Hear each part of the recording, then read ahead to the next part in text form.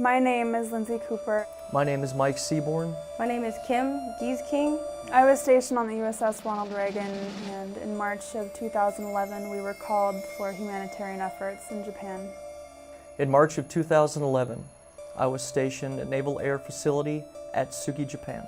In March of 2011, I was on board the USS Ronald Reagan when we headed towards Fukushima in aid of humanitarian efforts. I first discovered this story just reading the news at Christmas time of December 2013, almost 3 years after the event itself. Up to then, all I knew is that aircraft carrier and many naval vessels like the USS Ronald Reagan had supported humanitarian operations, helping the people of Japan, and did great work and helped them in that difficult time right after the tsunami had struck.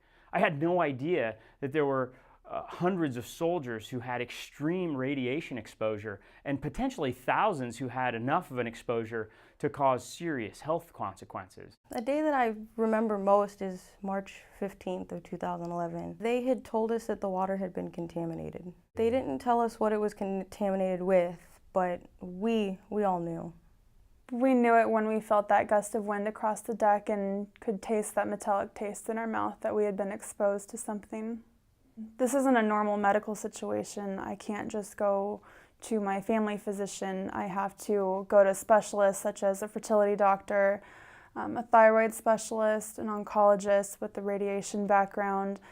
Basically, you go into combat, you have visible wounds many times. If a guy's shot in the arm, you know how to take care of it. You know what the problem is. These are advanced problems that not a lot of people seem to have the scope or the grasp to know how to treat or even identify. So that special care comes with, a special price, and it's a hefty one, and it's one that me and my family can't burden. And without assistance, I don't know how we can ever get seen or how we can ever get better. A lot of people assume that our medical expenses are covered by the VA, but they're not, because they don't recognize the radiation exposure that happened in Japan. So the troops are caught in this terrible catch-22. The VA won't recognize the connection between their exposure to nuclear radiation during their service and the radiation-related symptoms that they're suffering from.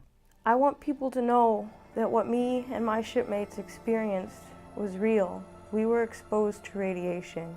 We are experiencing health issues. We do have an uncertain future. So few people believe and understand what happened, but we have to keep going because there's no other alternative. I can't stop.